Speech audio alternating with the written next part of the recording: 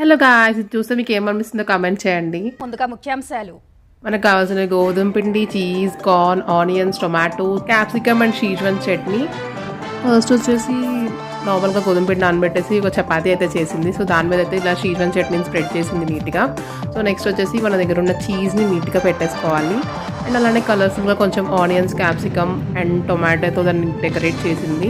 So మొత్తానికి మేమైతే pizza బాగానే వస్తుంది అనుకున్నాం. అఫ్కోర్స్ అది బాగానే వచ్చింది. ఫస్ట్ టైం అయితే క్రిస్పీ పిజ్జా తిన్నాను. సో అలా ఎంత కుక్ చేస్తున్నా ఎంతసేపటికి చీజ్ వచ్చేసి కరగట్లే అనమాట. మేము అలా చూస్తూనే ఉన్నాం, అది కరగట్లేదు.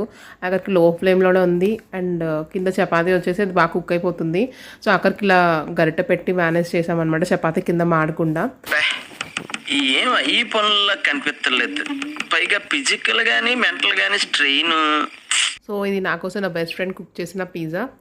Of course it's tasty and crispy. Short video మీకు నచ్చితే please do like and subscribe. Thank you for watching.